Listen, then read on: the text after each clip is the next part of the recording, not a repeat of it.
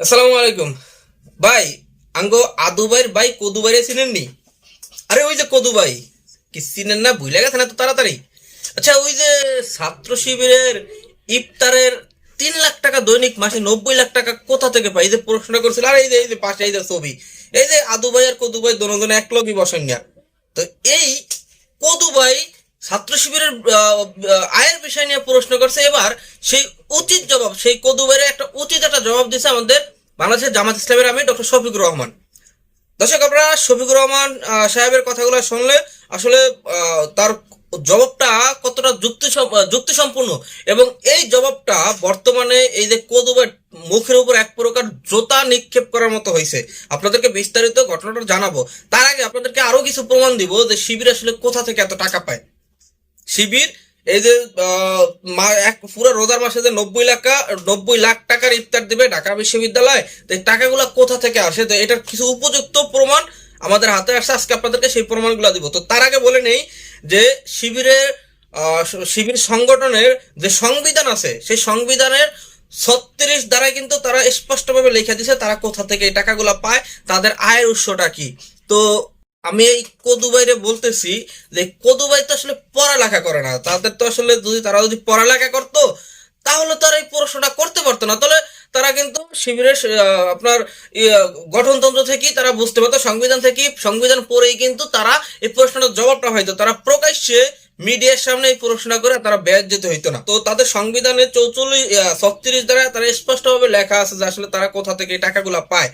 তো আপনাদেরকে সেই বিষয়টা শুনলেই কিন্তু আপনারা বুঝতে পারবেন যে তারা আসলে এই যে শিবির যে 3 লাখ টাকার দৈনিক 3 লাখ টাকার ইফতারি, মাসে 90 লাখ টাকা ইফতারি দেয়, এই টাকাগুলা কোথায় পায়। তাদের 36 দ্বারা স্পষ্টভাবে লেখা আছে সংগঠনের প্রত্যেকটা স্তরের বাইতুল মাল থাকবে, কর্মী ও শুভাকাঙ্ক্ষীদের দান, সংগঠনের প্রকাশনের মুনাফা এবং শরীয়তের অনুমোদিত অন্যান্য খাতসমূহ থেকে প্রাপ্ত অর্থই হবে বাইতুল মাল, মানে তাদের আয়ের উৎস। এখন বুঝতে পারছেন? তারা আপনাদের মতো চাঁদাবাজি করে না ভাইও।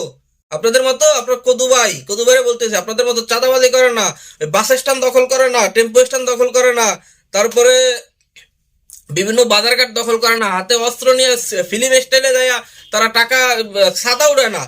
তাদের টাকাগুলা হালাল, একদম অথেন্টিক হালাল। ঠিক আছে?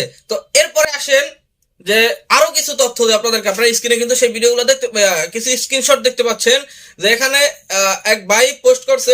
তার নাম হয়েছে গিয়া এক ভাই না, সরি, এক বোন, সিজদাতুল মুনতাহা মাহি। তো তিনি একটা পোস্টে লিখছে যে পবিত্র রমজান মাস উপলক্ষে ইফতারের জন্য ইসলামী ছাত্র শিবিরের ফান্ডে 1 লক্ষ টাকা দেওয়ার নিয়ত করছি। বুঝতে পারছেন বিষয়টা? এরকম কিন্তু আরো অনেকগুলো স্ক্রিনশট আপনাদেরকে দিছি যে দাবি শিবিরের ইফতারের জন্য 50,000 টাকা দিব ইনশাল্লাহ, একজন আমেরিকার প্রবাসী ডাক্তার ভাই পাঠিয়েছে।